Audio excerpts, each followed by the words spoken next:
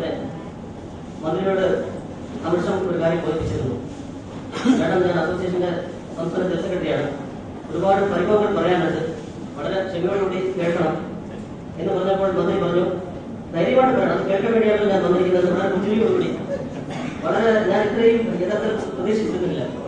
പക്ഷെ ഒരു കാര്യം പറയുന്നുണ്ടായി, അരമണിക്കൂർ കൊണ്ട് കേൾക്കണം, സ്വാഗത പ്രസംഗം അത് ആ അരമണിക്കൂർ എത്തുകയായിരുന്നു എന്ന് പറഞ്ഞു. ഒരുപാട് അനുഭവമാണല്ലോ പല പല മീറ്റിങ്ങുകളിൽ.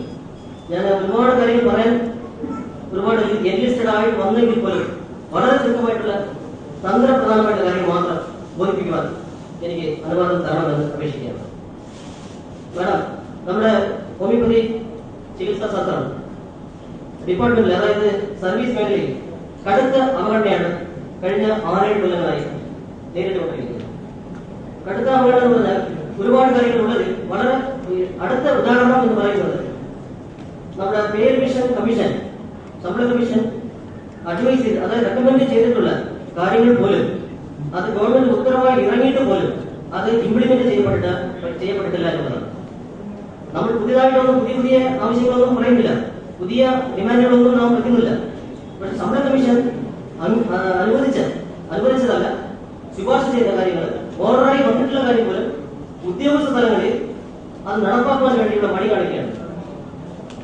അതിന്റെ ഉദാഹരണമാണ് നമ്മൾ നമ്മുടെ ശമ്പള കമ്മീഷൻ മുമ്പായി ഹാജരായി 12 കാര്യങ്ങൾ നാം ഉന്നയിച്ചിരുന്നു. അതിലൊരു ആശ്വാസം കിട്ടുക എന്ന നിലയ്ക്ക് 2 കാര്യങ്ങൾ റെക്കമെൻഡേഷൻ ഉണ്ടായിരുന്നു.